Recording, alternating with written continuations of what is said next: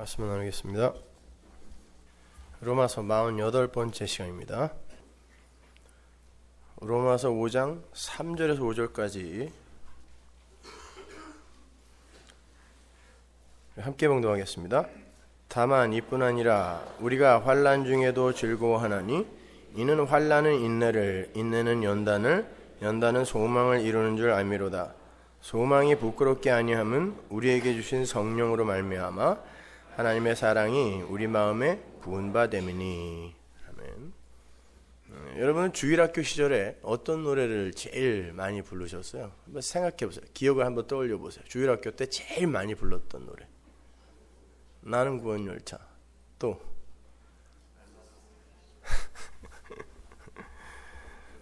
그거 모르세요? 나는 주의 군병? 나는 진군하는 보병이나 포쏘는 포병이나 말 타는 기병이나 저기 가는 보병, 나는 주의 군병. 이러면서 또 율동까지. 이거 하면서 2년 주일학교를 다 보냈잖아요.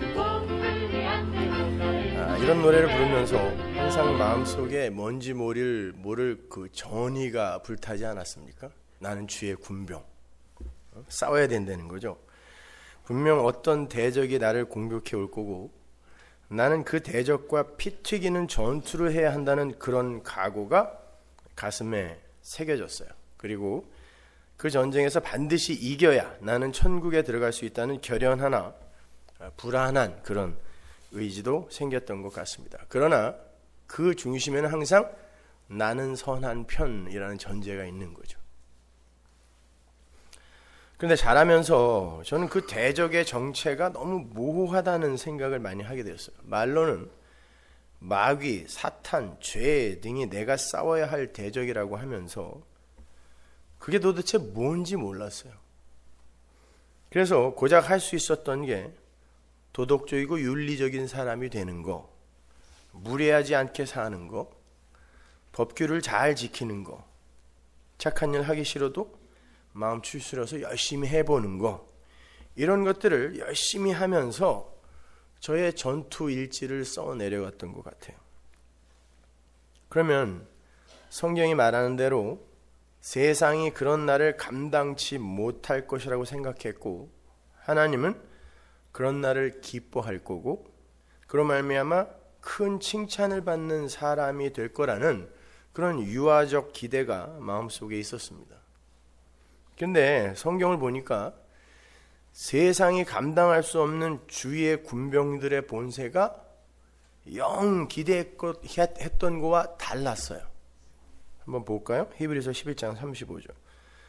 어떤 이들은 더 좋은 부활을 얻고자 하여 악형을 받되 구차히 면하지 아니하였으며 또 어떤 이들은 희롱과 채찍질 뿐 아니라 결박과 옥에 갇히는 시험도 받았으며 돌로 치는 것과 톱으로 켜는 것과 시험과 칼에 죽는 것을 당하고 양과 염소의 가죽을 입고 유리하여 궁핍과 환난과 학대를 받았으니 이런 사람은 세상이 감당치 못하도다.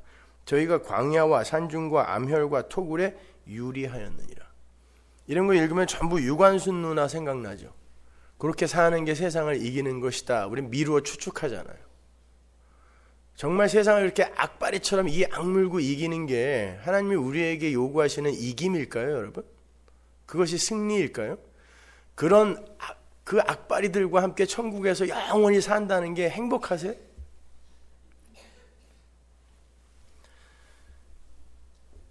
이들이 지금 여러분이 세상이 감당치 못하는 사람들이라고 성경이 이야기하는 이들이 도대체 한 게 뭔지 한번 찾아보세요. 이들이 한 게 뭐예요? 뭘 했다고 그러던가요? 히브리서 11장 이들이 그냥 희롱과 결박과 악형과 궁핍과 환난과 학대를 받으면서 유리하다가 죽은 거예요. 무엇을 이겼다라는 말이 없어요. 그냥 죽은 거예요. 한마디로 세상에게 맞아 죽었어요. 그랬더니 하나님께서 그들의 오른손을 번쩍 들어주셨단 말입니다. 네가 바로 주의 군병이다 그런 거예요.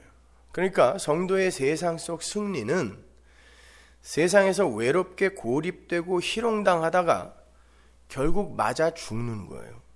그렇다면 성도가 주의 군병이 되어서 싸워야 할 대상이 누구라는 거예요? 죽지 않으려고 애쓰는 나라는 뜻이에요. 하나님께서 패역한 이스라엘을 야단치실 때 가장 흔하게 쓰던 호칭이 목이 곧은 백성이죠. 독이 울르면 목이 곧아지는 짐승이, 대표적인 짐승이 뭡니까? 뱀입니다. 그죠? 그러니까 하나님께서 출애굽한 이스라엘, 하나님의 백성에게 수시로 뱀 새끼야 이렇게 욕했다는 거예요. 목이 곧은 백성, 이 뱀 새끼야라고 욕을 했다는 거예요. 하나님이. 그리고는 당신의 사랑으로 당신 백성의 도고른 목을 꺾어버린 게 광야였어요. 그걸 구원이라고 그래요. 그래서 주님께서 당신을 쫓겠다는 제자들에게 내 멍에를 메고 나를 쫓으라고 하신 거예요. 멍에가 뭡니까? 멍에는 소의 목에다가 걸어서 소가 자기 뜻대로 움직일 수 없도록 만들어버리는 장치예요. 목을 장악하고 제어하는 장치. 히브리 사람들의 결혼 풍습 중에 신랑이 신부에게 반드시 주어야 할 빙패물이 있어요. 그것이 10드라크마로 만든 목걸이입니다. 그거 잊어버리면 신부는 언제든지 소방 맞을 수 있었어요. 그래서 그 한 드라크마를 잃어버린 아줌마가 그렇게 열심히 찾았던 거예요. 그 큰 돈 아니거든요. 근데 그거 잊어버리면 안 돼요. 그건 그 목걸이 안에는 신부는 평생 신랑에게 순종해야 한다라는 약속이 들어가 있었던 거예요. 그게 히브리 사람들의 연합관이에요. 신부의 목이 꺾여야 신랑과의 연합이 가능해진다라는 히브리식의 연합관. 이게 하나님, 신랑이신 하나님과 신부인 교회의 연합관인 거예요. 그게. 이렇게 이 역사를 살아가는 하늘의 성도들은 신랑이신 예수님께 완전히 의존되고 복종되는 자로 죽어야 되는 거예요. 처음 자리로 가는 거죠. 그것이 바로 내 안에 있는 선악과 따먹은 뱀이 죽는 거고, 그러니까 뱀을 딴 데서 찾으려고 하지 마세요. 내 안에 넣어서 보내신다니까요, 하나님이. 그 상태가 하나님 절대 의존의 상태인 거예요. 내 안에 있는 뱀이 죽는 것이. 그렇게 내 머리를 휘어감고 있는 하나님의 그 띠, 예수님이 마지막 요한복음 마지막에서 말씀하시죠. 그 하나님의 목걸이가 내 목을 부러뜨리는 현실을 그대로 경험하는 게 신앙생활이란 말이에요. 뱀이 뭐예요? 뱀의 내용이, 메시지가 뭐냐고요? 선악과 먹고 하나님 절대 순종하여 그렇게 바보처럼 살지 마가 뱀이잖아요. 그걸 꺾어버리는 거라니까요. 완전히 하나님 앞에 납작 엎드리게 만들어버리는 거. 그게 성도의 신앙생활이기 때문에 성도의 신앙생활을 한마디로 축약하여 환난이라고 하는 거라 그랬죠? 환난이요. 그러면 잘 생각해 보자고요. 우리가 구원받은 이후에도, 이스라엘이 출애굽한 이후에도 목이 곧은 백성으로 불렸으니까 우리가 구원받은 이후에도 목이 곧은 백성, 뱀이 맞아요. 우리는요. 지금 뱀처럼 산다니까요. 뭘 어딜 우리가 하나님의 뜻대로 살려고 애를 쓰냐고요. 다 나를 위해서 하나님을 이용하지. 그게 뱀이란 말이에요. 그게 선악과 따먹은 뱀. 그러면 우리가 지금 뱀이라면 하나님이 우리를 어떻게 취급하셔야 옳아요? 여러분 지나가다가 뱀 나타나면 어떻게 해요? 손에 삽이 들려 있어요. 뱀이 나타났어요. 어떻게 합니까? 찍죠, 바로. 군대에서 참호 같은 거 팔 때 산속에 올라가서 파다 보면 숲에서 땅속에서 뱀들이 이렇게 많이 나와요. 그러면은 여기저기서 야삽으로 그 뱀 대가리 찍는 소리가 퍽퍽 나요. 그래서 나중에는 내려갈 때 보면은 여기저기 모가지 잘린 뱀들이 널려 있어요. 그거 가치 있게 여기나요, 여러분? 뱀탕 좋아하는 사람이나 그거 모아다가 갖다 끓여 먹지, 징그러워서 발로 툭툭 차서 안 보이는 곳으로 밀어버린다고요. 이게 여러분과 저의 실존인 거예요. 하나님이 우리를 그렇게 취급해도 우리는 아무 할 말 없는 존재라니까요. 그게 내가 죄인 중에 괴수라는 인식을 올바르게 갖고 있는 사람들이에요. 그 사람들이 상 주세요 할 수 있어요? 생각을 해보시란 말이에요. 내가 죄인 중에 괴수라며, 뱀 중에도 최고 악한 뱀이라며 내가. 근데 그 뱀들이 뭐 잘난 거 해놓고 이걸로 상 받을 수 있을까 생각할 수 있냐고요.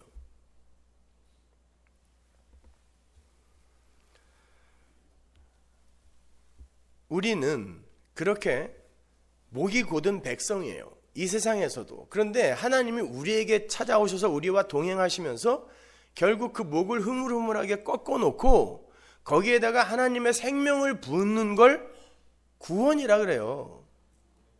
다른 거 없단 말입니다. 그 뱀들이 뭐가 자격이 있어서가 아니에요.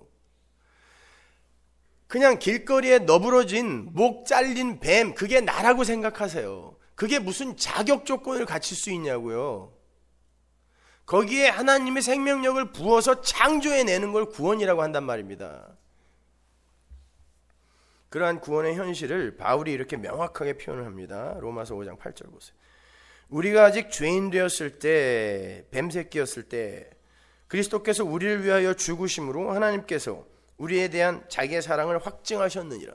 언제 죽으셨어요? 우리가 뭐가 자격을 갖췄을 때?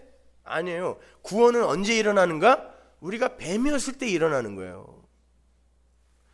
10절, 곧 우리가 원수 되었을 때, 여기서 한술 더 뜨죠. 원수 되었을 때 그 아들의 죽으심으로 말미암아 하나님으로 더불어 화목되었은즉, 우리가 원수 되었을 때 우리가 구원받았죠. 그러면은 구원받고 난 다음에는 우리가 금방 성자 돼요? 아니죠. 근데 우리가 그 꼴을 보면서 불안해 하잖아요. 그때 사도 바울이 뭐라고 그러냐면, 니들이 뱀새끼였을 때도 그렇게 하나님의 아들이 죽어서 너희를 구원해냈는데 지금 그분이 살아나셨고 너희들도 지금 구원된 상태다. 근데 그의 살으심이 너희와 함께 있는데 왜 자꾸 니들 꼬라지를 보고서 자꾸 실망해? 이런 뜻이에요, 이거는요. 아니, 뱀새끼였을 때도 구원해냈는데 이제 살려놨다고 하는데 니들이 뭐 좀 실수한다고 하나님이 니들 다시 지옥 넣겠니? 다시 뱀 만들겠니? 이 소리란 말이에요. 그러니까 인본주의나 율법주의는 이 구절을 절대 해석하지 못해요. 이해할 수가 없다니까요.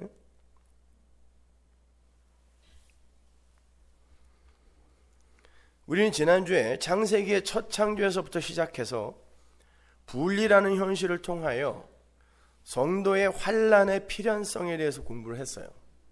그 분리의 중심에는 항상 예수 그리스도의 십자가가 약속으로 오롯하게 드러나고 있음을 우리가 확실하게 봤습니다.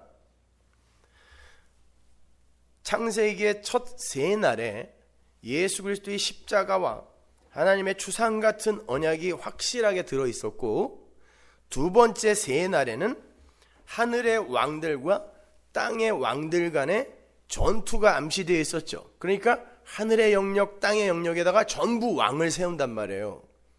그러니까 이렇게 생각하세요. 묵시가 이미 있었고 역사가 그 후에 오는 게 아니라 이건 동시에 가는 거라니까요. 그래서 제가 꿈이라는 이야기를 해드린 거예요.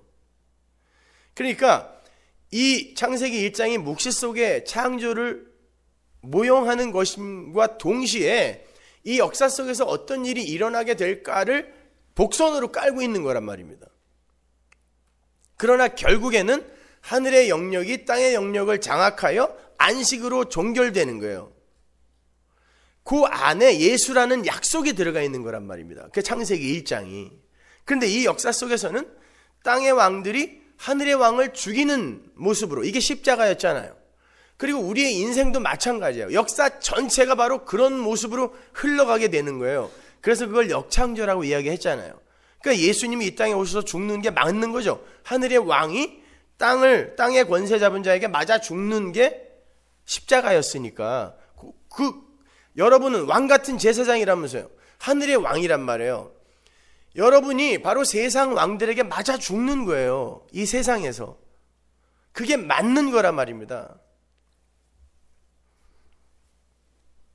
그렇게 하늘의 왕이 땅의 왕에게 맞아 죽는 그런 분리의 그림을 명확하게 그려준 것이 바로 가인과 아벨의 이야기, 그리고 그 아벨의 죽음으로 말미암아 탄생되는 하나님의 라인, 하나님의 후손 셋의 이야기에서 확실하게 드러난 거라 그랬죠. 그게 바로 지난주까지 공부한 부분입니다. 성경은 그 상태에서 또 분리를 보여줘요.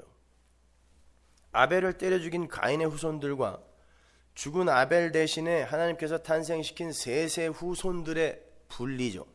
여러분이 아시는 것처럼 가인의 후손들은 농업, 과학, 기술, 예술, 심지어 미모까지 제일 이쁜 여자가 그 후손에서 나왔어요. 이게 다 세상이 힘으로 간직하고 있는 거예요. 이쁜 여자들은 언제든지 폭력을 행사할 수 있죠. 남자에게 얼굴로. 그 힘이에요. 그 폭력이라고. 이 세상의 주관자들로 가인의 후예들이 서요. 그리고 세상에서 뛰어난 이름을 내면서 살아가죠. 그리고 가인의 악도 그 후손 때에 가서는 77배로 늘어나요. 죄의 확산성과 점진성을 이야기하는 거예요. 당연합니다. 멸망으로 가는 역사의 악은 우리는 직선적 역사관을 갖고 있어요. 시간이 시작됐으면 끝나는 거란 말이에요. 근데 끝이 어디예요? 멸망이니까 가면 갈수록 죄와 악이 더욱더 확산되고 점진된단 말입니다. 그죠? 그래서 옛날에는 도저히 할 수 없었던 그런 파렴치한 일을 요즘은 그냥 막 하고 드라마에도 막 나오죠. 점점 확산되는 거예요. 점진된단 말입니다. 근데 셋의 후손들은 어떻게 해요? 지리멸렬의 모습으로 가다가 하나님의 이름만 부르면서 살아요. 창세기 4장 24절 보세요. 가인을 위하여는 벌이 7배일진데 라멕을 위하여는 벌이 77배이리로다 하였더라. 악의 확산성이에요. 점진성. 아담이 다시 아내와 동침하며 그가 아들을 낳아 그 이름을 셋이라 하였으니 이는 하나님이 내게 가인의 죽인 아벨 대신에 다른 씨를 주셨다 하시며, 이게 씨, 제라가 후손이에요. 이거를 사도 바울이 후손은 한 사람, 그리스도다 그랬다고. 그러니까 셋이 예수 그리스도의 모형인 거예요. 셋도 그 아들을 낳고 예수가 어떤 이들을 낳아요. 교회를 낳죠. 예수가 아들을 낳았는데 그들이 에노스예요. 근데 에노스가 뭘 불렀다 그래요? 여호와의 이름을 불렀다 그러죠. 여호와의 이름은 누구의 이름? 구원자이신 성자 예수의 이름이에요. 그게 여호와, 엘로힘과 다른 이름이라 그랬죠.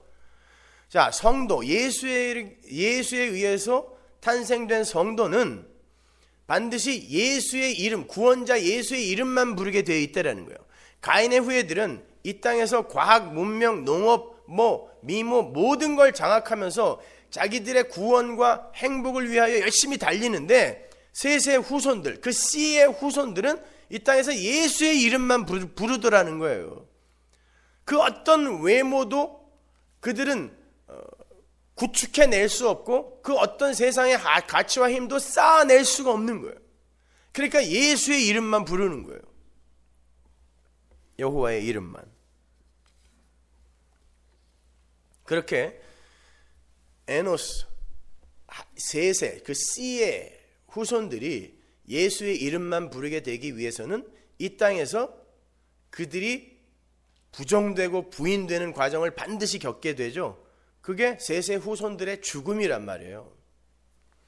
하나님은 그 일을 위해 셋의 후손들을 가인의 후손들이 만든 문명에서 아웃사이더로 계속 밀어내는 거예요.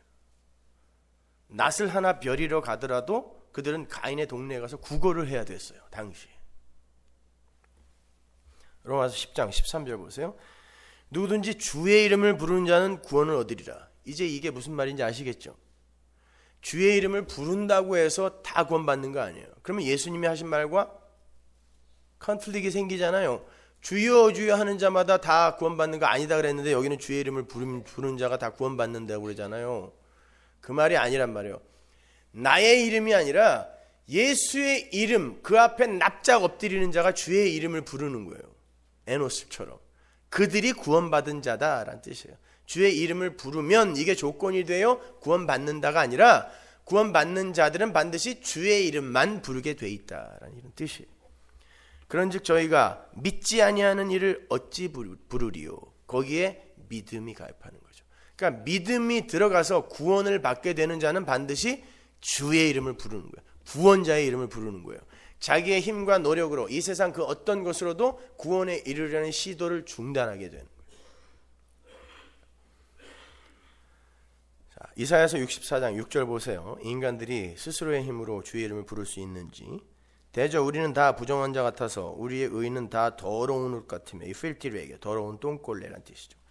우리는 다 쇠피함이 잎사귀 같으므로 우리의 죄악이 바람같이 우리를 몰아가나이다.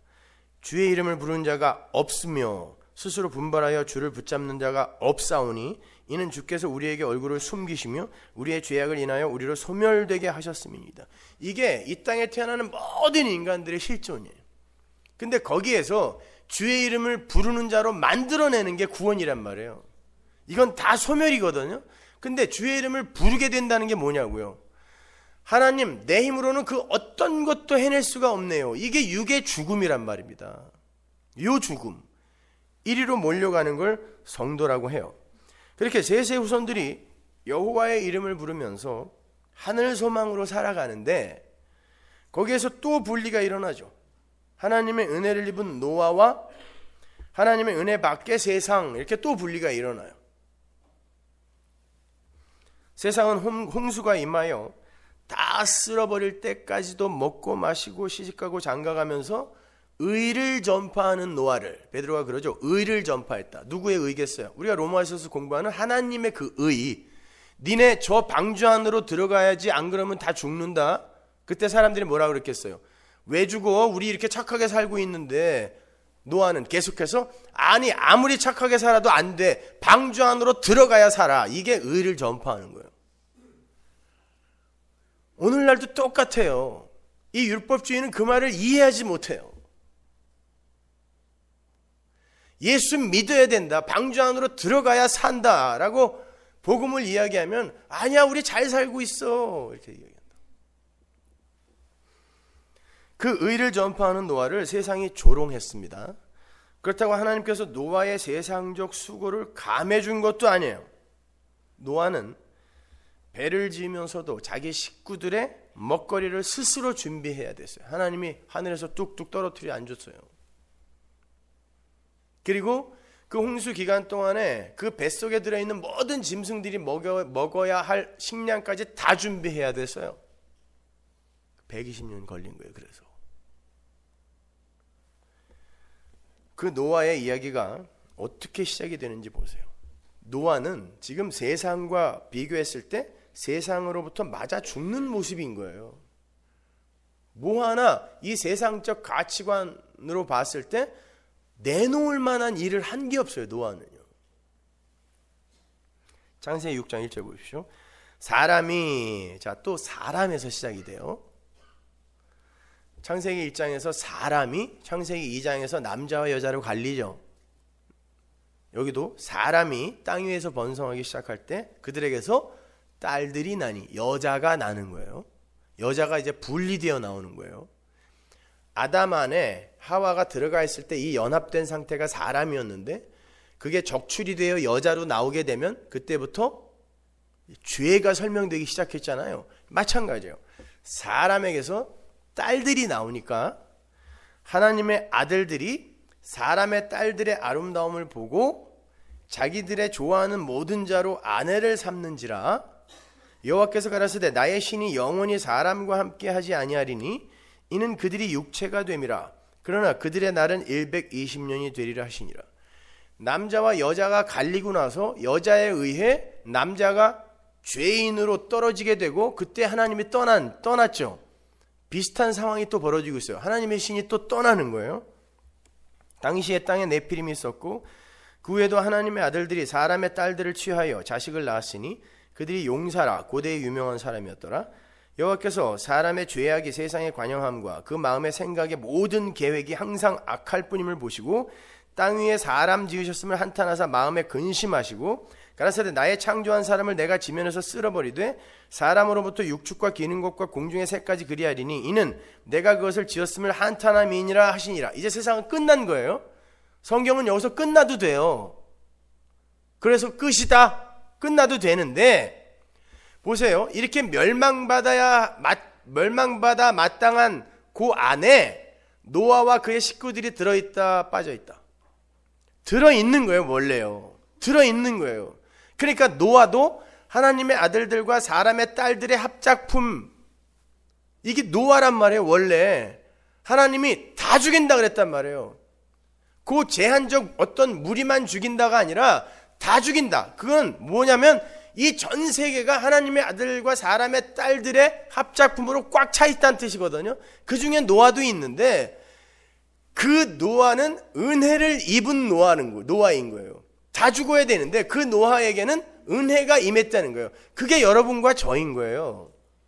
다 죽어야 되는데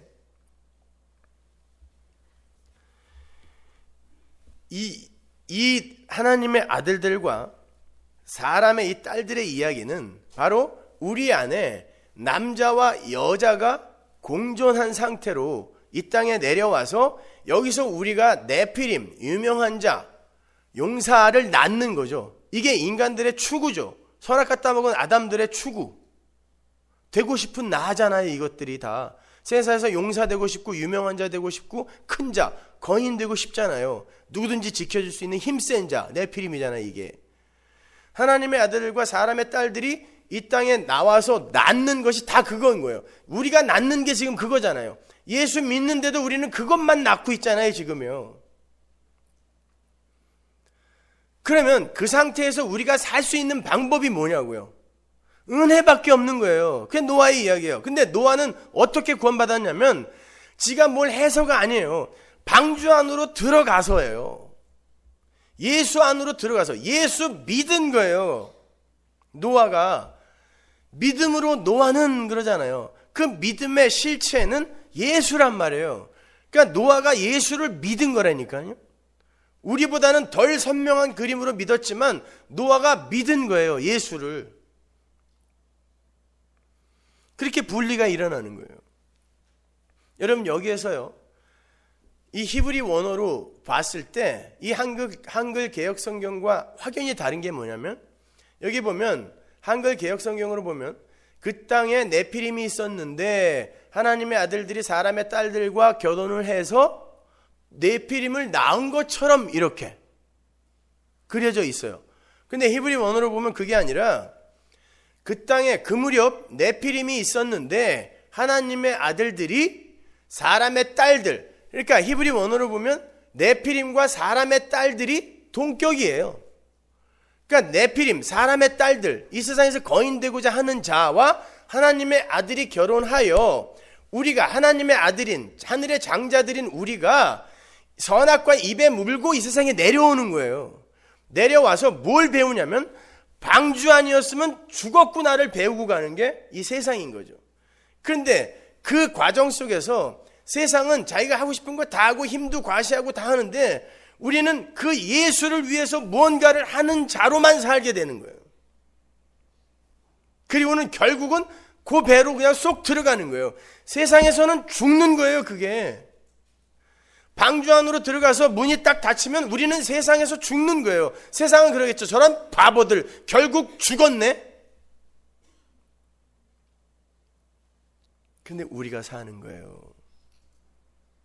사드락과 메삭과 아벳느고가 풀무불, 곁에 있는 군인들도 확 태워버린 그 풀무불 안으로 쑥 들어갔어요. 세상에서 봤을 땐 죽었네 했는데 죽었더니 예수가 그 안에 있었어요. 4명이 그 안에서 걸어다녔다고. 그러면 그들은 풀무불 안에서 밖을 보면서 뭐라 그랬겠어요?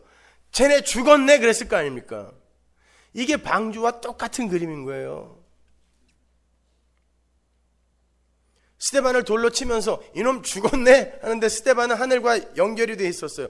돌에 맞으면서 쟤네 죽었네 이렇게 되는 거예요. 이게 갈라디아서 6장 14절이에요. 서로를 향하여 쟤네 죽었네 그러고 있는 거. 근데 세상의 가치관이나 세계관으로 보면 우리가 죽는 게 맞아요. 우리는 역사 속에서 계속 그렇게 죽는단 말입니다. 베드로전서 3장 20절 보세요. 그들은 전에 노아의 날 방주 예비할 동안 하나님을 오래 참고 기다리실 때 순종치 아니하던 자들이라. 방주에서 물로 말미암아 구원을 얻은 자가 몇 명뿐이니 겨우 8명이라. 물은 예수 그리스도의 부활하심으로 말미암아 이제 너희를 구원하는 표니 곧 세례라. 육체의 더러운 것을 제하여 버림이 아니요 오직 선한 양심이 하나님을 향하여 찾아가는 것이라. 여기 20절에 보면 물로 말미암아 구원을 받았다는 그런 어구가 나오죠. 이건 물로부터 구원을 받았다가 아니라 바이에, 디아라는 전치사는 바이란 뜻이에요. 물에 의해 구원을 받았다는 뜻이에요. 물이 뭔데? 세상을 다 죽여버린 게 물이었잖아요. 근데 그게 뭔데 물에 의해 우리가 구원을 받았다고 지금 베드로가 이야기하냔 말이에요. 그 밑에 나오잖아요. 물은 하고 나오잖아요. 뭐래요? 물이. 세례래요. 물이. 근데 그 세례가 뭔데? 물이 뭔데 도대체 물에 의해 우리가 살아나냐고요. 예수님이 뭐라 그래요? 마가복음 10장 38절. 예수께서 가라사대 너희 구하는 것을 너희가 알지 못하는도다. 너희가 나의 마시는 잔을 마시며 나의 받는 세례를 받을 수 있느냐? 이 세례가 뭐예요? 십자가. 그러니까 물이 방주를 때려 죽이고 방주 안에 들어있는 내가 사는 거예요. 그래서 물에 의해 내가 살았다라고 하는 거예요. 근데 그 물은 뭐냐면 육체의 더러움을 제하여 버리는 게 아니에요. 여러분을 도덕적으로 깨끗하게 살게 만들고 훌륭하게 성숙시키는 게 물이 하는 일이 아니라 선한 양심, 토부, 이게 뭐예요? 원래 창조 시의 우리의 마음, 하나님 절대 의존의 마음, 선한 양심이 하나님만 찾아가게 하는 거, 이게 물이란 말이에요. 이게 세례란 말입니다. 이게 노아의 방주 이야기라고요. 그렇게 하나님만 찾아가는 그 삶이 이 세상 속에서 가치 있어 보이겠냐고요. 다들 로즈볼인가 뭔지 거기에서 촛불 들고 지금 사인하고 있는데 우리는 그냥 신경 쓰지 맙시다. 이게 가치 있어 보여요? 그 사람들이 정의의 편인 것 같고 우리는 굉장히 행동 없는 양심, 불성실한 사람 같이 안 보여요?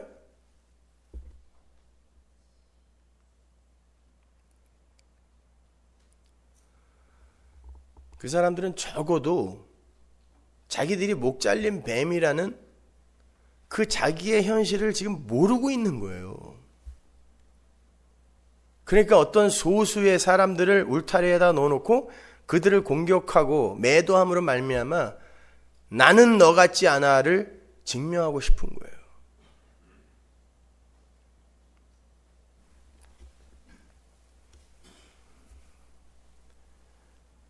이렇게 우리는 예수의 세례, 그 물에 의해 살아난 거예요. 거저 살아난 거예요. 그런데 예수님이 너희도 그 세례 받는다 그래요. 그럼 그 물이 뭘 제하는 거예요? 우리에게서 이 육체의 더러움이 아니라 하나님 말고 나를 높이며 살려고 하는 그 우상성, 이걸 제하는 거예요. 물이 평생 우리 모가지 꺾는다는 뜻이에요. 물이, 세례가. 한번 보세요. 마가복음 10장 39절. 예수께서 이르시되 너희가 나의 마시는 잔을 마시며 나의 받는 세례를 받으려니와. 우리도 그 물에 빠져 죽게 돼 있다니까요. 예수님의 십자가 진다는 뜻이에요. 예수님의 십자가는 뭐라고 했어요? 지난주에 오체가 하나님에 의해 장악되는 거예요. 머리까지 가시관 씌우고. 그게 세례예요. 그게 십자가란 말입니다. 그러한 노아에게서 또 분리가 일어나요. 셈과 함으로 갈라지죠. 함은 선악과 따먹은 뱀의 역할로, 셈은 그저 황송한 하나님의 은혜만을 찬송하는 자로 등장해요. 함은 아버지의 벌거벗음을 율법으로 판단해버리죠. 우리 아버지 벌거벗었네. 이 한마디로 함은 저주의 대명사가 돼요. 그게 도대체 뭐가 그렇게 잘못된 말이에요? 벗은 사람 보고 벗었다 그러는데. 그 말 속에는 벌거벗은 것은 악이고 그 악을 우리 아버지가 행했으므로 아버지는 악하다라는 이 선악구조 속에서의 함의 판단이 함축되어 있는 거예요. 그러니까 웃은 거예요. 비웃은 거예요. 우리 아버지 벗었네. 이게 선악구조 속에서의 선악 판단인 거죠. 이걸 죄라 그래요. 반면에 셈은 부끄러움이고 뭐고 스스로 판단하지 않고 그냥 뒤로 가서 덮어버려요. 이게 바로 하나님의 은혜인 거죠. 하나님의 구원, 즉 저주의 홍수에서 그들이 살아난 건 그들의 자격이나 조건이나 열심과 노력에 의한 것이 아니라 하나님의 무조건적인 덮으심의 은혜로 이루어진 것임을 셈이 믿음으로 알고 있었다는 거예요. 이 세상 속에서 함 같은 사람이 존경을 받습니까? 셈 같은 사람이 존경을 받습니까? 당연히 함 같은 사람이 존경을 받아요. 자기들이 악과 죄를 스스로의 기준에 의해서 판단해서 그것들을 척결하는 데 힘을 쏟고 인간들의 힘과 노력으로 성취해 놓은 공평하고 행복한 세상을 이루겠다고 하죠. 이게 오늘날 건강한 교회, 건강한 교인이라고 하는 자들이 하는 일 아니에요, 이게? 그러니까 세상은 그들을 존경해요. 일간지까지도 그들을 존경해 주죠. 그들 편을 들어줍니다. 이게 건강한 교회라고. 왜냐하면 그들은 예수를 모르기 때문에 아무리 십자가를 이야기해도 우리를 칭찬할 수가 없어요.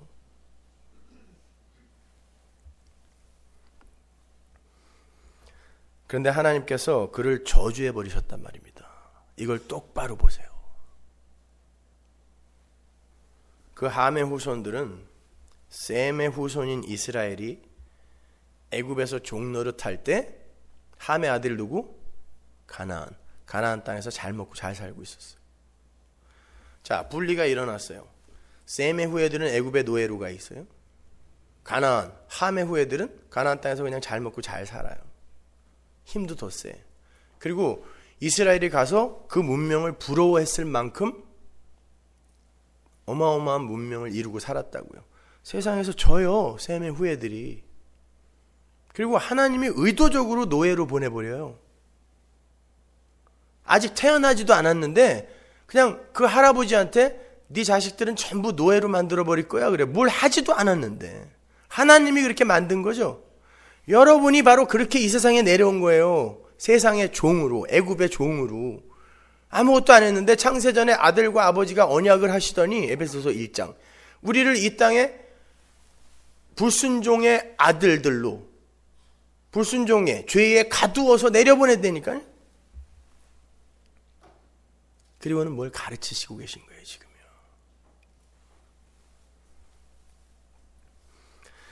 성경은 셈에게서도 분리를 끌어내죠. 아브라함과 바벨론은 갈대아예요. 그죠? 갈대아 사람, 전 세계의 힘의 원리 속에 있는 그러한 세상 사람들을 의미하고 아브라함, 둘로 또 분리가 일어나는 거죠. 바벨론은 메소포타미아 문명의 발상지라고 했어요. 갈대아는 4,000년 전에 수세식 화장실이 있다고 그랬죠. 진짜로 로마에서 3,000년 전에 쓰던 수세식 화장실을 제가 비행기 안에서 한번 봤거든요. 다큐멘터리 프로그램을. 오늘날과 별반 다를 게 없어요. 더 쾌적해 오히려. 3,000년 전 로마에 있던 아파트에 그 수세식 화장실과 상수도 시설이 오늘날 아파트의 수세식 화장실이나 상수도 시설하고 별반 다를 게 없더라니까요. 그러니까 진화론이니 뭐니 이런 건 다 개소리예요. 오히려 더 퇴보한 것도 많아요. 근데 거기에서 끄집어내서 어디로 보냈어요? 광야로 보내버려요. 분리가 일어났는데 거기서 잘 먹고 잘 살던 사람을 광야로 보내서 죽을 때까지 텐트만 치게 했어요. 장막 생활을 하게 했단 말입니다. 나그네로 살게 했어요. 누가 승리자처럼 보여요? 당연히 바벨론이 승리자처럼 보여요. 그래서 요한계시록에도 보면은 바벨론이 항상 화려해요. 두중이는 늘 두들겨 맞다가 죽어요.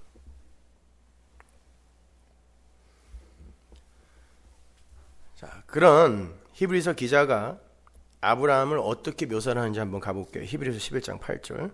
믿음으로 아브라함은 부르심을 받았을 때 순종하여 장래 기업으로 받을 땅에 나갈새 갈 바를 알지 못하고 나갔으며 믿음으로 저가 외방에 있는 것 같이 약속하신 땅에 우고하여 동일한 약속을 유업으로 받은 이삭과 야곱으로 더불어 장막에 거하였으니 약속하신 땅 가나안에 들어가서도 천막만 치고 살았다는 거예요. 약속의 땅에 들어가면 거기서 고대 광실 훌륭한 집 짓고 살아야 되는 거 아니에요? 근데 하나님이 그렇게 하셨다는 거예요. 믿음으로. 누구까지? 이삭과 야곱까지. 하나님은 뭐라고 불러요? 아브라함의 하나님, 이삭의 하나님, 야곱의 하나님. 우리 전체 모든 성도를 다 이렇게 만든다 뜻이에요. 이는 하나님의 경영하시고 지으실 터가 있는 성을 바랐음이니라. 자, 이렇게 아브라함은 가나안에 들어가서도 이 역사라는 땅에 기둥 하나 못 박는 그런 삶을 살았어요. 여러분 한번 곰곰이 생각해 보세요. 이스라엘이 아직 태어나기도 전에 아브라함이라는 그들의 조상에게 하나님의 약속이 주어졌어요. 너희 후손들을 애굽의 종으로 만들어 버리겠다 였어요. 아직 태어나지도 않았는데 그냥 하나님 마음대로 시나리오를 쓰신 거예요. 이스라엘은 그냥 태어나 보니까 애굽이에요. 그들이 태어나고 싶어서 태어난 것도 아니라 나 보니까 애굽이야. 나 보니까 세상에 와 있네 내가. 근데 이 세상에 온 이상 세상처럼 살아야 돼요.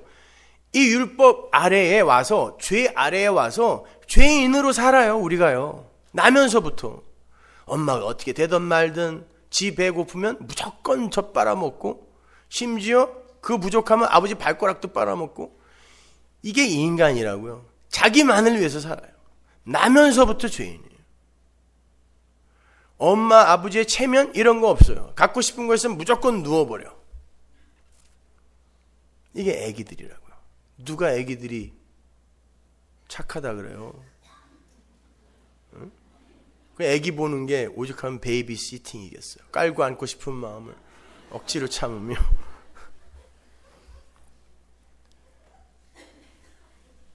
그런데 하나님께서 애굽과 이스라엘 사이에 핍박을 던져요. 그래놓고 또 분리를 시키세요. 그렇게 보내놓고 중보자 예수 그리스도를 모형하는 모세가 그들을 애굽에서 건져내옵니다. 그리고는 가나안 앞에서 모세를 죽여버림으로 말미암아 니들이 모세의 죽음, 중보자의 죽음으로 약속의 땅에 들어간다를 또 설명해 내시는 거거든요. 근데 그 애굽에서 구원받은 이스라엘이 광야에서 40년을 헤매다가 그 40년은 우리가 알다시피 이 역사죠. 그죠? 우리의 인생. 그리고 약속의 땅에 들어가는 거니까. 그리고 가나안으로 들어가는데 가나안에서도 광야에서와 똑같이 장막 생활을 하게 한단 말이에요. 아브라함이 그 대표거든요. 아브라함이 갈대 우르에서 나와서 광야 거쳐서 가나안에 들어갔는데 계속 장막 생활을 해요. 그리고 가나안에 들어가서도 광야에서와 똑같은 생활을 해요. 이스라엘도 마찬가지예요. 약속의 땅에 들어가서 그들이 뭐가 변한 게 없어요. 그럼 약속의 땅은 뭐냐고요? 여러분이 지금 이 세상에 왔어요. 나 보니까 애굽이에요. 세상이에요. 그런데 하나님이 복음을 던지셔서 구원을 받았어요. 출애굽했다고요. 근데 광야를 살아요. 여전히 죄인의 모습을 들켜요. 폭로된다고. 근데 하나님 나라가 우리에게 왔다며요. 약속의 땅이 왔다며. 어디서 그걸 경험해요? 우리 교회 로고 앞에 하나님의 작은 세상 서문화교회 말도 안 되는 소리예요. 하나님 나라 교회에 들어와도 여러분은 똑같은 일을 겪는다는 뜻이에요. 모형이에요. 모형. 역시 교회 안에서도. 근데 그 교회의 가장 기초적인 핵 세포가 나잖아요. 내 안에서 똑같은 일이 일어난다는 뜻이에요.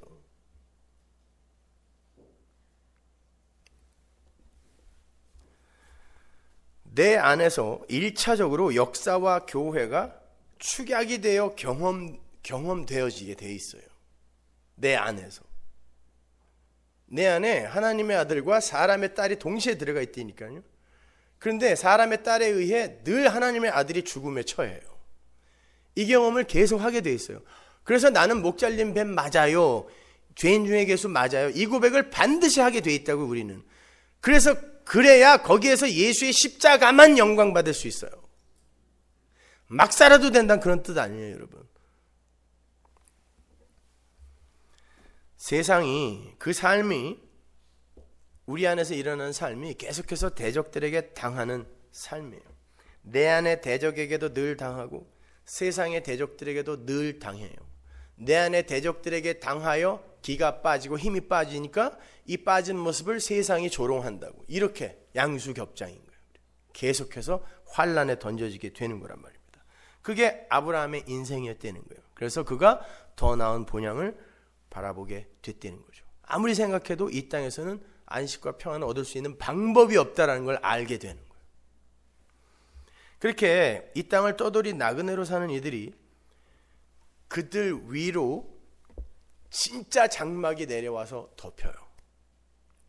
그 말은 다른 말로 진짜 장막, 하늘의 성막이죠. 하늘의 성전, 하늘의 처소로 덮인 자들은 이 세상에서 그렇게 나그네로 장막 생활을 하게 된다는 뜻이에요. 여기저기 떠돌아다니면서 그렇게 산다는 뜻이 아니라 이 세상에서 발붙일 곳 없는 그러한 자기의 실존을 반드시 자각하게 된다는 뜻이에요. 여러분은 다른 사람들보다 이게 우위를 선점하고 있는 거예요. 이민 한번 왔잖아요. 일단 나그네로 얼마나 서러워요. 이해가 더 쉽죠. 나그네 이야기가. 계시록 7장 14절 보세요. 내가 가로되 내 주여 당신이 알리이다 하니 그가 나더러 이르되 이는 큰 환란에서 나오는 자들인데 어린 양의 피에 그 옷을 씻어 희게 하였느니라. 자, 환란에서 나오는 자들, 그들이 하나님의 백성이에요. 그러니까 세상이 환란이고 거기에서 하늘로 올라오는 걸 환란에서 나온다 그래요. 그러니까 세상 전체를 환란이라고 하는 거예요. 근데 그들이 어린 양의 피, 그 피 뿌린 옷을 입고 있는데 그게 하얀 옷이에요. 세마포예요. 그러니까 예수의 십자가, 그 피를 믿지 않는 자는 여기에 해당 없는 겁니다. 그러므로 그들이 하나님의 보좌 앞에 있고 또 그의 성전에서 밤낮 하나님을 섬김에 보좌에 앉으신 이가 그들 위에 장막을 치시리니, 이게 하나님 나라의 현실이에요. 근데 이 장막이 어디에 등장하냐면 요한복음 1장에 등장해요. 말씀이 육신이 되어 우리 가운데 거하심에, 그 단어가 똑같은 단어예요. 말씀이 육신이 되어 우리 위에 장막으로 치심에, 이런 뜻이거든요. 예수가 장막인 거예요. 그 예수라는 장막, 하나님과 하나님의 백성들의 연합된 처소, 거기가 예수 안이란 말이에요. In Christ, 그리스도 안. 그러니까 그리스도라는 장막에 의해 덮인 자들은 이 세상 속에서 환란을 통과하며 장막 생활을 하더라. 이게 그 이야기인 거예요. 그러니까 당연히 하나님의 백성들은 세상에게 계속해서 맞아 죽고 조롱당하는 거예요. 핍박당하는 거예요. 모함당하는 거예요. 그렇게 계속해서 가는 거예요. 저것들 진짜 나그네네, 진짜 외국인이네, 이렇게 누가 봐도 그렇게 보여지게끔. 여러분, 고대 시대 때 장막 생활을 한다는 건 목숨 내놓고 산 거예요. 당시에는 부족 국가 시대이기 때문에 이웃이나 부족이 그들의 힘이었어요. 그들의 울타리였는데 거기에서 나와서 텐트를 치고 사는 건 아무나 죽여서 땅에 묻어도 괜찮았어요. 그때는. 그게 우리의 모습이에요. 근데 하나님이 그렇게 놔두신다니까요. 그렇게 이 땅에서 장막 치고 사는 나그네로 살게 되는 성도들만 나그네로 오신 장막이신 그분을 알아보게 되는 거예요. 성경은 여러분 한치의 오차도 없어요. 그래서 그들만 나그네로 오신 예수를 알아보고 영접하는 거예요. 예수를 영접하는 자만 살아요.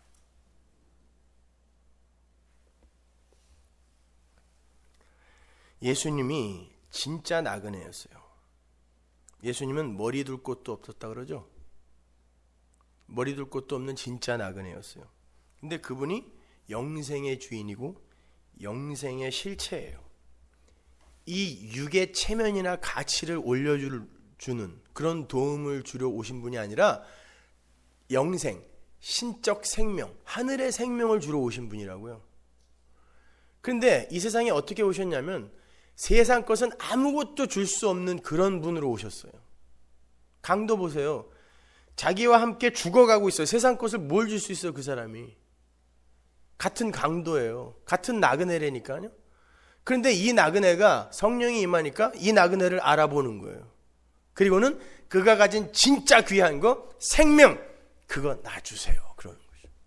나그네를 나그네만 알아볼 수 있어요. 내가 진짜 강도 맞아요. 이 사람만 그 나그네를 영접할 수 있는 거예요. 마태복음 7장 12절 보세요. 그러므로 무엇이든지 남에게 대접을 받고자 하는 대로 너희도 남을 대접하라. 이것이 율법이요 선지자니라. 바로 요 말이에요. 이게 무슨 말이냐면 내가 대접받기 위해서는 남을 똑같이 그렇게 대접해주면 그 사람이 대접해줄 것이다가 아니라 진짜 그렇던가요? 안 그래요.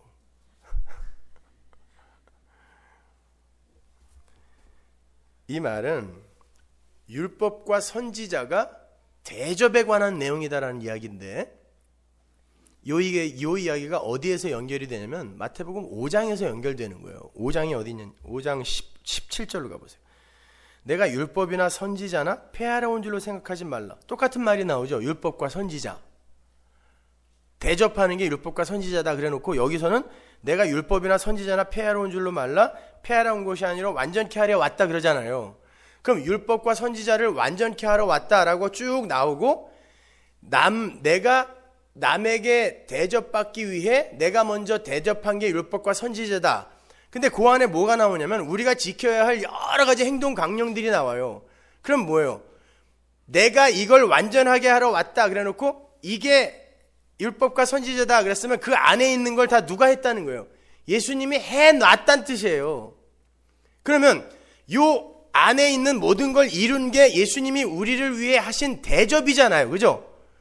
근데 내가 너희를 대접하기 위해 내가 너희에게 대접받기 위해 내가 너희를 먼저 대접했다. 이게 성경이다. 율법과 선지자는 성경 전체를 가리키는 거니까 이게 성경이다. 이게 이제 십자가란 뜻이죠. 그죠? 그럼 이게 무슨 말이겠냔 말이에요. 여러분 보세요. 예수님이 우리를 위해 우리를 대접하기 위해 이 세상에 오셨는데 어떤 방식으로 우리를 대접하셨죠? 십자가를 지고 죽으셨죠. 십자가를 지고 죽으심으로 말미암아 우리가 산 거잖아요.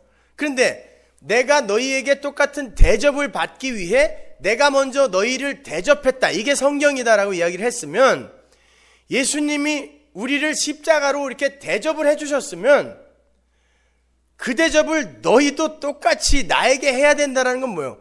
니네도 죽이겠다는 뜻이에요. 내가 너희를 십자가로 대접한 것처럼 십자가로 대접받겠다는 뜻이란 말이에요. 그게. 근데 십자가로 대접받겠다는 뜻이 뭐냐면 나는 아니네요. 아무것도 할 수 없네. 예수만 믿어야 되겠네요. 이게 십자가란 말이에요. 그러니까 내가 예수를 대접하는 건 예수 그리스도의 그 십자가 공로를 꽉 믿고 그분만 의지하는 거예요. 산상수훈은 전부가 그 이야기라니까요.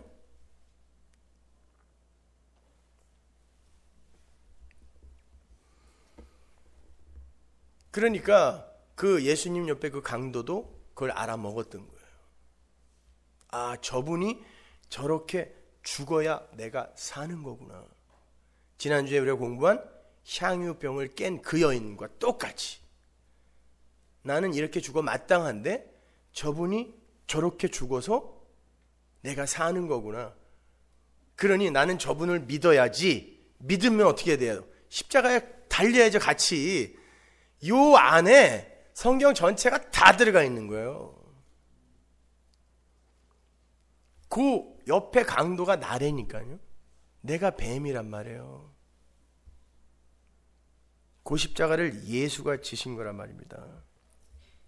그래서 이 땅에서 하늘의 장막을 바라며 땅의 장막 안에서 나그네로 살았던 아브라함이 나그네를 대접하는 내용이 할례 사건 바로 뒤에 붙어 있는 거예요. 15장에서 아브라함이 믿음으로 의롭다함을 받죠. 뭘 했다고? 아무것도 한 거 없어요. 근데 믿음으로 의롭다함을 받아요. 그래놓고 하나님의 은혜 언약이 선포가 되죠. 쪼갠 고기 사이로 하나님과 아브라함이 언약을 하는데 하나님과 아브라함이 언약을 하는데 아브라함이 당연히 거기를 지나가야 돼요. 왜? 약자니까 아브라함이. 고대 근동의 언약의 방법은 항상 속국의 왕이 그 자리로 지나가게 돼 있단 말이에요.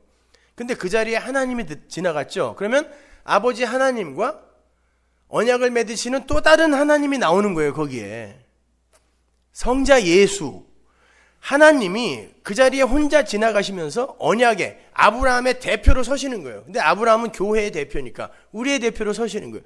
내가 이렇게 아들을 쪼개요 너희를 내 나라의 상속자로 만들겠다가 창세기 15장이란 말이에요. 은혜 언약.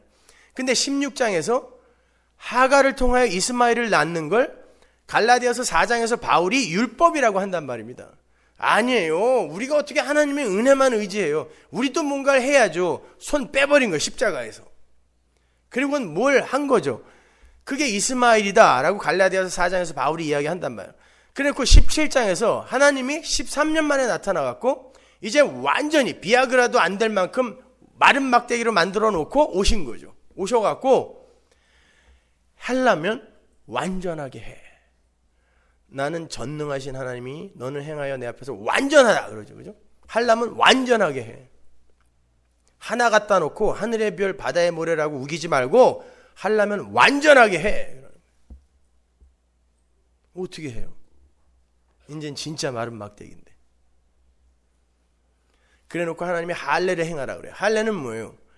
예수님께서 할례, 쪼개짐을 당하시고 그걸 나에게 전가시켜 준 걸 흔적으로 갖고 있는 거예요. 그게 믿음이란 말이죠. 그게 할례란 말이에요. 아, 우리는 예수의 쪼개짐, 그 십자가 공로에 의해 구원받는 거구나. 할례예요. 그런 사람이 어떻게 되겠냐고. 나는 아무것도 아니네. 그 사람이 나그네로 오는 하나님을 영접한다가 18장인 거예요. 그 나그네들 안에 하나님이 계셨다니까요. 근데 나그네를 영접했어요. 어떻게? 믿음으로 나온다고요. 히브리서 13장에 나오죠. 믿음으로 어떤 이는 나그네를 대접했는데 그 중에 천사가 있더라. 이 이야기가 그 이야기예요. 믿음으로란 말이에요. 믿음이 들어가니까 예, 맞습니다. 나는 아닙니다. 그러니 하나님, 이 땅에 나그네로 오신 이사야서 53장에 그 연약한 모습으로 오신 그분이 내 구세주가 맞습니다 하고 영접하는 거예요. 18장. 근데 19장에서 소돔과 고모라는 어떻게 해요? 야, 하나님이고 뭐고 내보내라. 내 쾌락, 내 행복, 내 가치를 위해 하나님을 사용하는 이들이 율법주의인 거예요. 왜 제가 소돔과 고모라를 율법주의라고 하냐면 성경이 그렇게 이야기한단 말이에요. 신명기 10장 보세요. 19절 너희는 나그네를 사랑하라. 전에 너희도 애굽 땅에서 나그네 되었었음이라. 이건 단순히 그냥 지나가는 나그네들 잘 대접해서 섬겨라 그러면 복 줄게 이 말이 아니에요. 이게 바로 성도에게 요구되는 니들 진짜 예수 믿어 이 말이에요. 히브리서 13장 2절 보세요. 손님 대접하기를 잊지 말라. 이로써 부지 중에 천사들을 대접한 이들이 있었느니라. 요거예요. 요 말이에요. 이게 아브라함의 이야기거든요. 그런데 제가 왜 소돔과 고모라를 아브라함과 이렇게 비교하여 말씀을 드리냐면 예레미야 23장으로 가면 14절 보세요. 내가 예루살렘 선지자들에게서, 예루살렘 선지자는 율법주의를 가르치던 선생들이죠. 그죠? 예루살렘 선지자니까. 율법주의의 총화, 예루살렘 선지자들에게서 가증한 일이 있음을 보았나니 그들은 간음을 행하며 행악자의 손을 굳게 하여 사람으로 그 악에서 돌이킴이 없게 하였은즉 그들은 다 내 앞에서 소돔 사람과 다름이 없고 그 거민은 고모라 사람과 다름이 없느니라. 뭐를? 예루살렘과 예루살렘의 선지자들의 행사를 다 소돔과 고모라라고 이야기한다고요.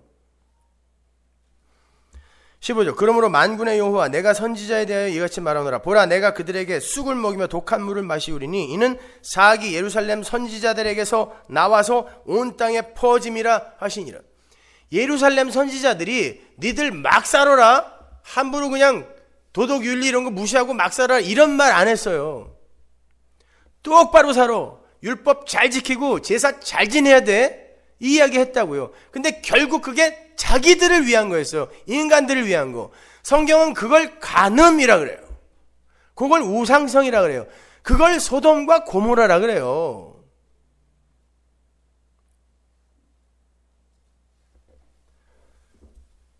신약에서도 마찬가지입니다. 계시록 11장 8절 보세요.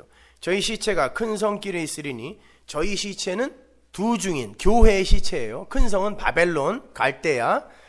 그 성은 영적으로 하면 소돔이라고 하고 애굽이라고도 하니 곧 저희 주께서 십자가에 못 박힌 곳이다. 십자가에 못 박힌 곳이 어디예요? 예루살렘. 예루살렘, 애굽, 소돔과 고모라 다 똑같은 거란 말이에요. 뭐예요? 누가 예수를 죽였냐고요? 율법주의가 죽인 거예요. 유대주의가 죽였단 말입니다. 왜 예수만 믿어야 돼? 왜 인간의 자존심은 이렇게 묵사발이 돼야 돼? 요놈들이 예수를 죽인 거예요.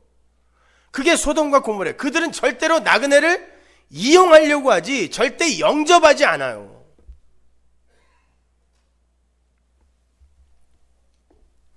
그러한 나그네 대접에 대한 이야기는 예수님께서 비유로 정확하게 또 이야기를 해주시죠.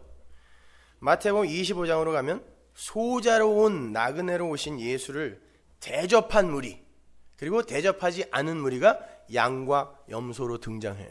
그리고는 거기 대접이라는 개념이 등장한다. 근데 재밌는 건 양들은 하나님 내가 언제 했죠? 언제 예수님 대접했어요? 라고 자기가 한 걸 기억을 못하고, 염소들은 나 했어요 라고 자기를 주장해요. 자기의 행위를 주장한다고. 자, 이 이야기가 지금 아브라함의 창세기 18장의 이야기에서부터 연결이 되는 거거든요.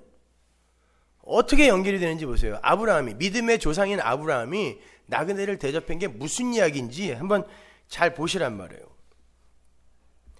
우리는 이 이야기를 보면서 서둘러서 지극히 작은 소자 하나에게 한 일이 예수님에게 한 일이니까 지나가다가 소자, 그러니까 가난하고 병들고 불쌍한 이들을 보면 그냥 지나쳐서는 안 돼, 이렇게 도덕과 윤리로 해석을 한다고요.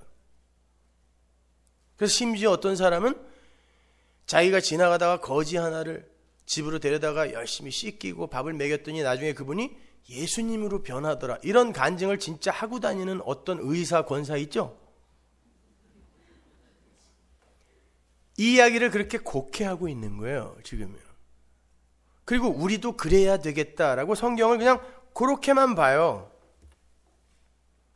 여러분, 정말 예수님이 우리를 시험하기 위해서 이 추운데 밖에서 홈리스로 오줌 질질 싸면서 그렇게 덜덜 떨고 있는 분이 맞아요? 도대체 하나님을 얼마나 더 모독할 겁니까, 우리가요? 피조물인 우리가 창조주인 그분을 얼마나 더 모독을 할 수 있겠냐고요. 하나님은 그런 분이 아니에요. 우리 같은 목 잘린 뱀을 시험하기 위해 어떻게든 상 주려고 이 추운 겨울에 불쌍한 거지로 덜덜덜덜 떨고 거적대게 쓰고 있어야 하는 그분이 하나님이라고요? 역시 나죠. 내가 대장이에요, 그 사람은요.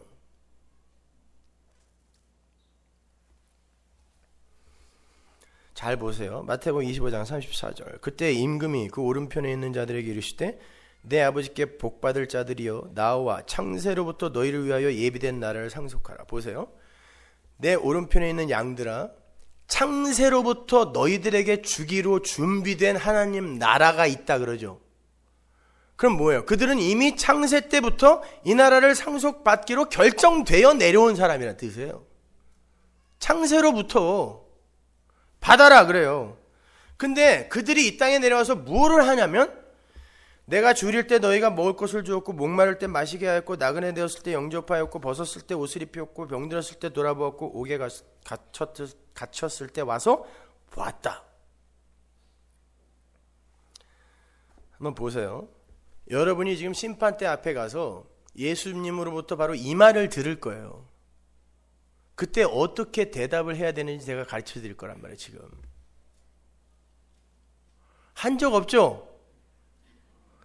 예수님 본 적도 없는데 뭘 대접을 해요? 우리가 한 적 없잖아요. 당연히 한 적 없는데요, 양들이 그 대답한 거예요. 나 한 적 없는데, 본 적도 없는데. 근데 왜 예수님이 했다고 그러는지 한번 보시란 말이에요. 여러분,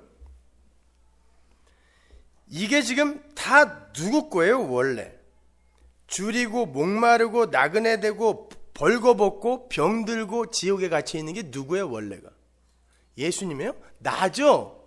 그래서 예수님이 요한복음 6장에서 내가 하늘의 떡이니 나를 먹어라 그래요. 줄인 자들아 나를 먹어라. 요한복음 7장에서 내가 생수니 나에게 와서 마셔라 그러죠. 마태복음 7장에서 뭐라 그래요?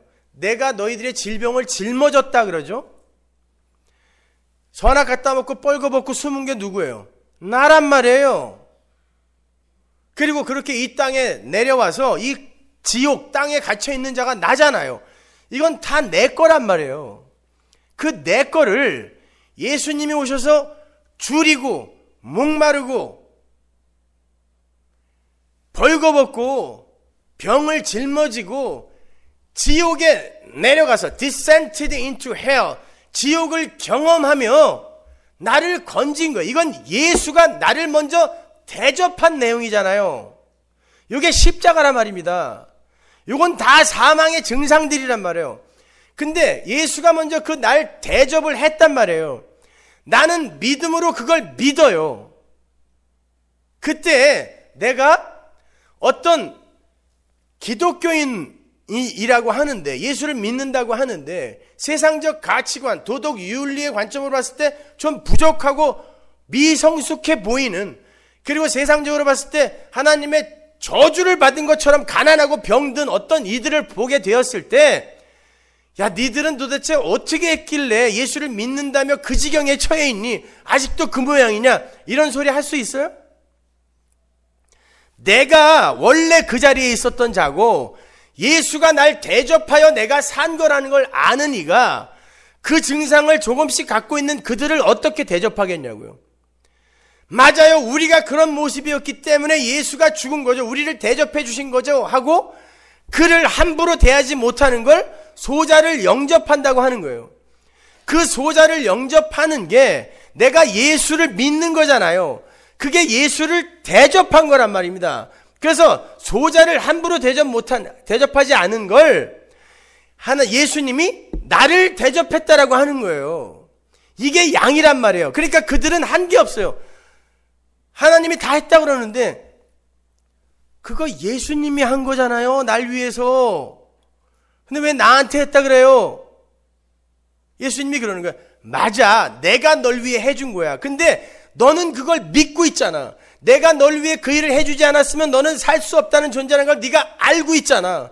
그래서 너는 함부로 그런 소자들, 약한 자들 함부로 대하지 못하는 거잖아. 왜 예수 믿고 아직도 그 모양이냐고, 아직도 왜 그런 거 못 끊었냐고 함부로 안 그러잖아. 그래서 바로 그 소자에게 행한 게 나를 믿어준 것이므로 나에게 행한 거라고 하는 거란다. 자, 심판대 앞에 가서 뭐라고 대답해야 하는지 아시겠죠, 이제요? 솔직히 얘기하세요. 나 안 했는데. 그런데 염소들은, 그들은 말씀을 도덕과 윤리로 보는 거예요. 그래서 지극히 작은 소자에게 행한 것이 나에게 행한 것이다를 문자적으로 받아들이는 거죠. 그들이 뭘 하겠어요? 지나가다가 약한 사람들만 보면 혹시 저거 예수님 아니야? 진심에서 우러나와서가 아니라 불안한 거예요. 그들은 그 일을 하고 반드시 기록을 하게 돼 있어요. 심장에다 기록해. 하기 싫은 거 억지로 했기 때문에 잊어버릴 수가 없어요. 여러분 생각해 보세요. 이들이 진짜 예수님을 만났겠어요? 예수님 병 고쳐줬겠어요? 예수님에게 먹을 물을 드렸겠냐고, 이들이.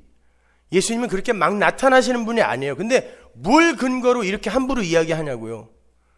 아니, 성경에서 소자 하나에게 하면은 예수에게 한 거라며요. 이 말씀을 붙들고 우기는 거예요. 그래서 내가 했는데 왜 안 했다 그래요? 그런다고요. 세상적으로 봤을 때 염소들이 멋있어요? 양들이 멋있어요? 염소들은 뭔가 한다니까요.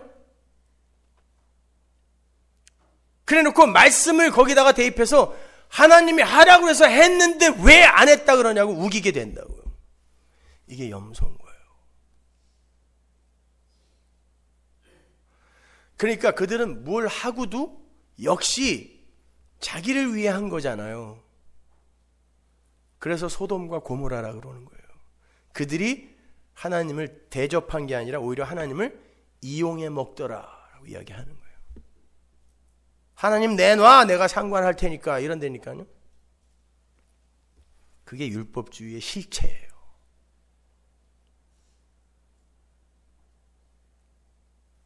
그런데 전부 거꾸로들 이해하고 있는 거예요. 이사야서 53장 보세요. 거기에 양 이야기가 나와요. 예수님이 요 이야기를 갖고 양의 비유를 만드신 거예요. 53장 2절 그는 주 앞에서 자라나기를 연한 순 같고 마른 땅에서 나온 줄기 같아서 고운 모양도 없고 풍채도 없은즉 우리의 보기에 흠모할 만한 아름다운 것이 없도다. 그는 멸시를 받아서 사람에게 실어 버림받았으며 간고를 많이 겪었으며 질고를 아는 자라. 질병이에요. 마치 사람들에게 얼굴을 가리우고 보지 않음을 받는 자 같아서 멸시를 당하였고 우리도 그를 귀히 여기지 아니하였도다. 그는 실로 우리의 질고를 지고 우리의 슬픔을 당하였거늘 우리는 생각하기를 그는 징벌을 받아서 하나님에게 맞으며 고난을 당한다 하였노라. 그가 찔림은 우리의 허물을 인함이요 그가 상함은 우리의 죄악을 인함이라. 그가 징계를 받음으로 우리가 평화를 누리고 그가 채찍에 맞음으로 우리가 나음을 입었도다. 그가 우리를 대접하여 우리가 이렇게 된 거다를 아는 거예요. 그리고 그가 최종적으로 어떤 고백을 하는지 보세요. 우리는 다 양 같아서 그릇 행하여 각기 제 길로 갔거늘 여호와께서는 우리 무리의 죄악을 그에게 담당시키셨도다. 내가 뭔 자격이 있어서가 아니라 나는 각기 제 길로 간 그 양이 맞는데 하나님이 위에 있는 내용으로 나를 대접하셔서 내가 산 겁니다를 고백하는 게 양이에요. 그러니까 내가 그 양 맞아요가 양이에요. 내가 이렇게 제단에서 죽어야 할 양 맞아요 그가 양인 거예요. 내가 왜 죽어야 돼? 이게 염소인 거예요. 난 다 했는데 내가 왜 죽어야 돼? 이게 염소인 거죠. 잘 배우셔야 돼요, 여러분.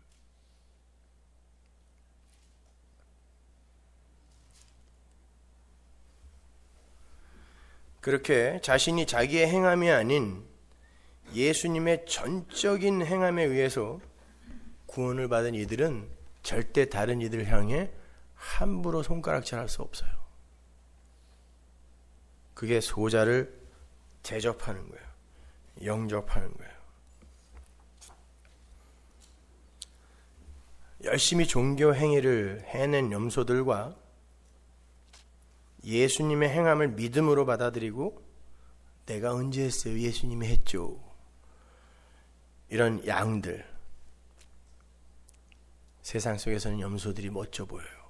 그렇지만 구원은 양들에게 임하는 거예요. 그래서 기독교의 복음이 복음인 거예요.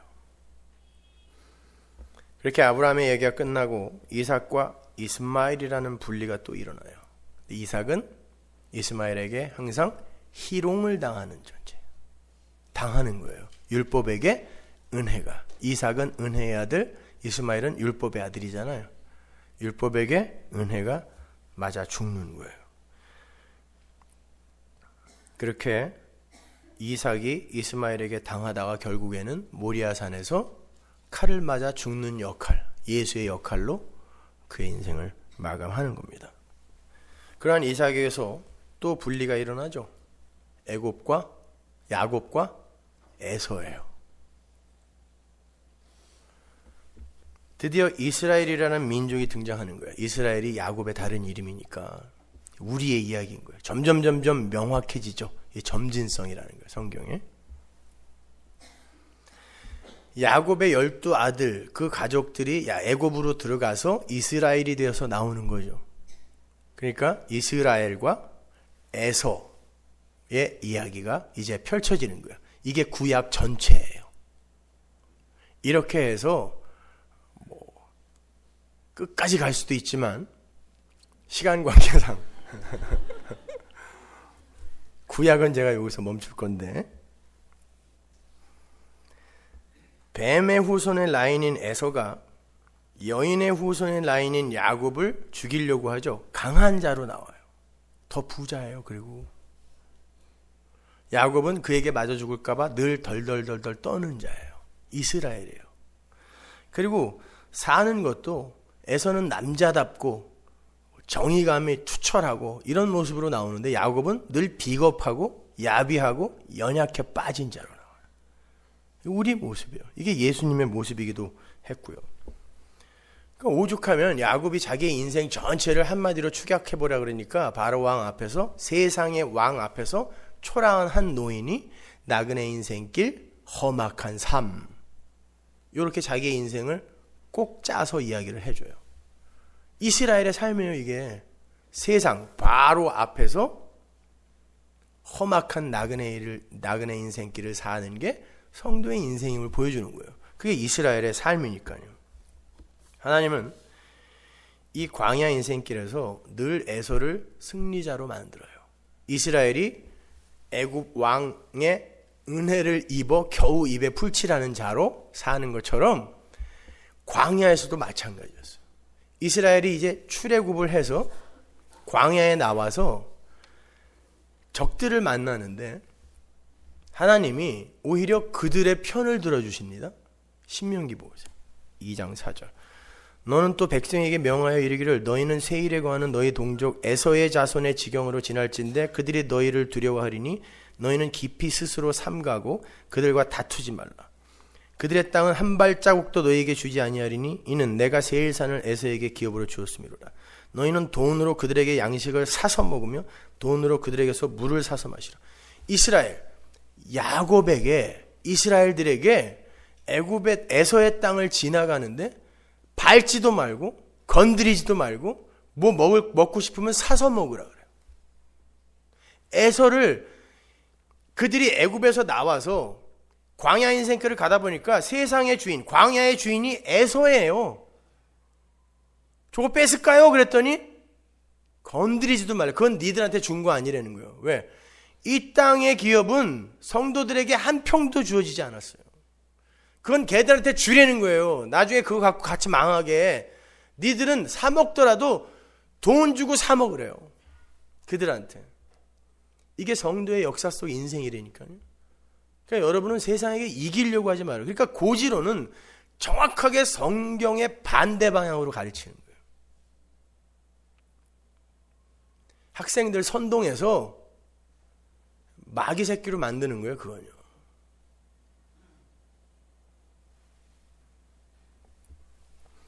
심지어 모압의 땅, 암몬의 땅 뭡니까? 다 롯의 딸들과 롯이 근친상간에서 난 그 민족들인데 그들도 건드리지 말라 그래요.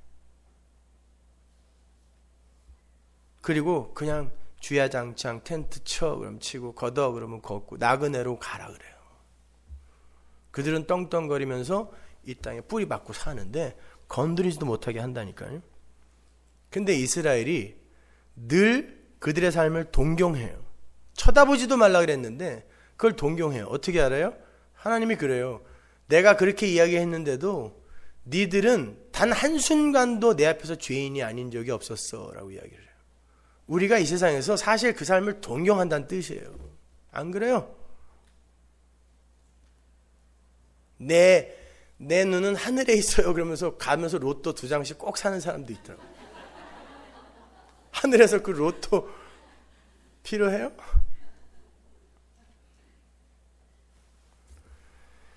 신명기 9장 6절 보세요. 그러므로 내가 알 것은 내 하나님 여호와께서 네게 이 아름다운 땅을 기업으로 주신 것이 내 의로움을 인함이 아니니라.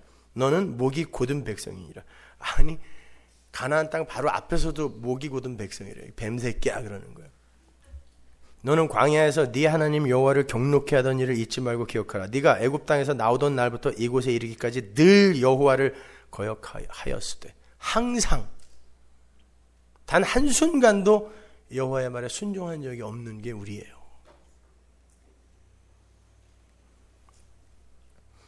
근데 하나님의 은혜로 그들에게 하나님이 준비하신 하나님의 의로 그들에게 약속의 땅이 주어지는 거예요. 이걸 구원이라 그래요.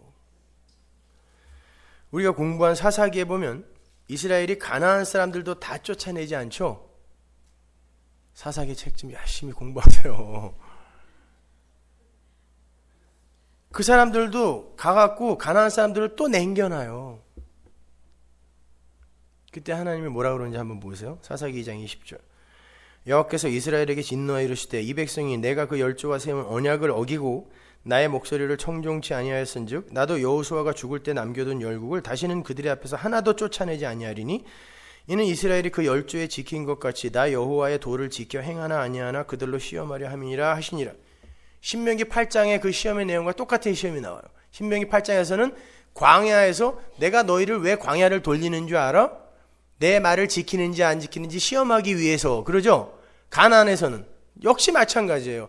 왜 내가 가나안을 놔두는 줄 알아? 니들이 내 도를 지키는지 안 지키는지 보려고. 결론은 안 지켰다죠. 그죠? 가나안에서도 마찬가지, 교회 안에서도 마찬가지고 광야에서도 마찬가지인 거예요. 거기에서 우리는 뭘 붙들게 돼요? 십자가만 붙들게 돼요. 누가? 성도만. 그러니까 세상 사람들과 여러분이 뭐 대단하게 다른 삶을 살 거라고 이렇게 기대하지도 마세요. 근사하게 위장은 할 수 있어도 크게 달라지지 않아요. 그러나 예수를 붙드는 그 손에 힘은 점점 들어가게 되죠. 그 성도의 삶이에요. 그게 예수 믿는 성도란 말입니다. 여러분에게는 예수가 필요하단 말이에요. 이렇게 하나님의 백성들이 이 역사 속에서 계속되는 분리를 경험하면서 육의 죽음, 육의 쪼개짐, 환난을 겪게 되는 거예요. 세상에게 맞아 죽어요. 그리고 결국에는 예수만 믿는 자로 완성되는 거예요. 이 모든 분리를 예수님께서 십자가에서 쪼개짐으로 다 받아내시죠. 신약이 열리면서 진짜 쪼개짐이 오는 거죠. 그래서 우리는 이 역사 속에서의 그 분리 체험이 예수의 십자가 체휴림을 이해하면서 넉넉히 이기는 거예요. 십자가에서 그렇게 진짜 쪼개졌구나. 그러니까 나도 쪼개져야 되는 게 맞는 거구나. 이렇게 넉넉히 이기게 되는 거예요. 그걸 안 사도 바울은 어떻게 살았을까요? 마찬가지야. 유대주의가 그를 어떻게 취급했는지 보세요. 사도행전 23장 11절. 그날 밤에 주께서 바울 곁에 서서 이르시되 담대하라. 네가 예루살렘에서 나의 일을 증거한 것 같이 로마에서도 증거하여야 하리라 하시니라. 날이 새매 유대인들이 당을 지어, 이게 뭐예요? 사단의 회죠. 서문화교회에서 나오는 사단의 회. 유대주의예요. 율법주의. 맹세하되 바울을 죽이기 전에는 먹지도 아니하고 마시지도 아니하겠다 하고 이같이 동맹한 자가 40여 명이더라. 사도 바울이 그들에게 뭘 했어요 도대체? 제사와 율법을 꼭 붙들고 있는 그들에게 예수 믿어야 된다라고 예수님의 십자가 전했어요. 성경에 나오는 사도 바울의 설교를 열심히 한번 읽어보세요. 뭐 대단한 게 있나? 사도 바울의 설교를 읽어보세요. 설교를. 편지 말고 설교를. 거기에 착하게 살아라, 뭐 해라 이런 거 있어요? 예수님의 십자가 이외에는 아무 이야기도 안 적혀 있어요. 너무 심플한데 그 이야기를 듣고 이렇게 죽이려고 달려들어야 맞아요? 내가 그놈 죽이기 전까지는 먹지도 않고 마시지도 않겠다고 어떤 놈들처럼 그러고 있는 거예요. 여러분이 세상으로부터 이 취급을 받게 돼 있어요.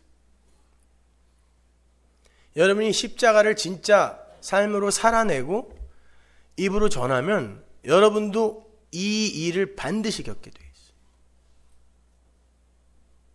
그땐 잠시 피하는 거예요. 그렇게 세상은 자기들의 존재성과 자존심에 조금이라도 위해가 가면 참지를 못해요. 죽여버려야 돼요. 그래서 자신의 존재 가치를 폄하하는 모든 것을 죽여 없애려고 하는 거예요. 그런데 그 전쟁이 내 속에서 먼저 일어난단 말입니다. 근데 슬픈 건 구원을 받았다고 하는 우리 안에서도 수시로 여자가 남자를 이겨버려요. 그러나 성도는 그러한 과정을 통과해서 예수 그리스도의 십자가의 필연성을 절감하게 되고 그 앞에서 두 손 번쩍 들고 항복하게 되는 거예요. 여러분, 예수님께서 야이로의 딸, 회당장 야이로의 딸을 살리러 가시다가 12해 혈루증 앓던 여인을 만나서 고치고 가시죠.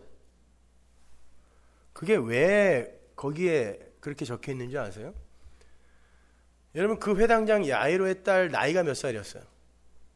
12살이었어요. 거기에 12해 혈루증 앓던 여인의 이야기가 왜 끼어 들어가 있을까요, 여러분? 그 위에 혼인, 신랑에 대한 이야기가 나와요. 예수님이 말씀하시거든요.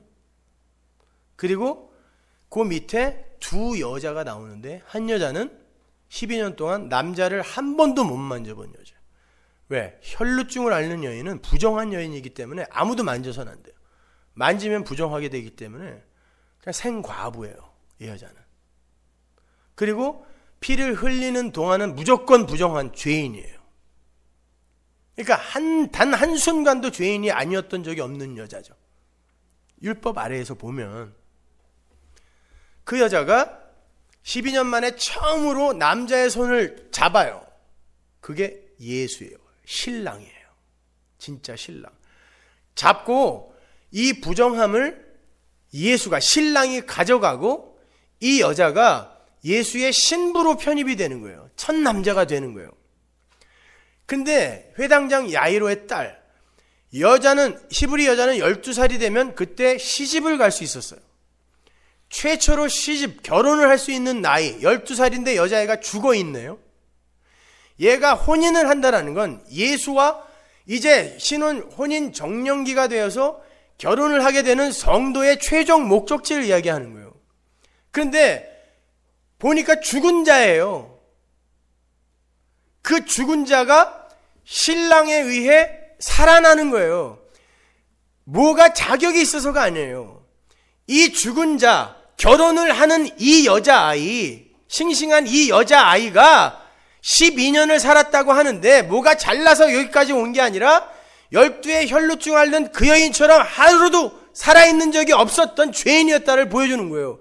근데 신랑이 두 여자를 일으켜 세워서 신부로 맞아들이는 게 구원이란 말입니다. 그게 사는 거예요. 그걸 영생이라고 하는 거예요. 근데 이 이야기가 어디 붙어 있냐면 예수님이 세리 마태를 구원하시고 제자로 부르시고 죄인들과 밥을 먹었어요. 그랬더니 유대인들이 와서, 서기관들 바리새인들이 와서 왜 금식하지 않고 밥 먹냐고 따지는 데에다가 붙여놓은 거예요. 이 에피소드가. 그러면서 예수님이 뭐라고 그러냐면, 야, 신랑이 와 있는데 왜 밥을 굶고 지랄이야. 신랑이 와 있는데, 혼인잔치에 신랑이 와 있는데 왜 밥을 굶고 지랄이냐. 그러면서 무슨 이야기를 하냐면, 낡은 옷에 생배 조각을 누가 대니? 찢어진다. 낡은 부대에 어떻게 새 포도주를 넣니? 찢어진다. 이게 무슨 얘기냐면, 여러분, 낡은 옷에 누가 새 생배를 대요. 거기서 낡다라는 건 너무 너덜너덜해서 못 입는 옷이 아니라 옛날에는 합성수지가 없었기 때문에 빨고 빨아서 이제 줄지도 않고 늘지도 않는 상태를 낡은 옷이라 그래요. 고정화된 유대주의를 이야기해요. 율법주의. 그건 어떤 것도 수용할 수 없어요. 율법과 제사, 그 틀 안에서만 모든 걸 이해해야 돼. 이게 선악 구조거든요. 거기에 새 언약, 구원, 은혜의 언약, 새 생배가 들어가면 찢어지는 거예요. 이건 안 되는 거예요. 수용을 못 하는 거예요. 낡은 부대, 가죽 부대는 처음에는 너덜너덜하게 늘어나기도 하고 줄기도 하지만 이게 어느 정도가 되면 이게 딱 고정이 되거든요. 근데 새 포도주를 넣으면 이게 발효가 되어서 터져버린단 말이에요. 새 것을 수용 못하는 고정화된 율법주의, 유대주의를 이야기하는 거예요. 신랑이 와 있는데 금식이라는 율법을 지키겠다고 스스로 고생하고 있니? 자유를 줄 신랑이 내가 왔다. 근데 여전히 나한테 금식, 율법을 들이대? 그러면서 너희들은 율법 지켜서 구원받는 게 아니라 죽어있는 자이지만 신랑이 와서 끌어올리는 게 구원이야. 그러면 잔치를 벌려야지. 그러면서 그 이야기가 붙어버리는 거예요. 그 아래에. 하나님의 신부는 이렇게 12의 혈루증 앓던 여자, 죽어있던 여자,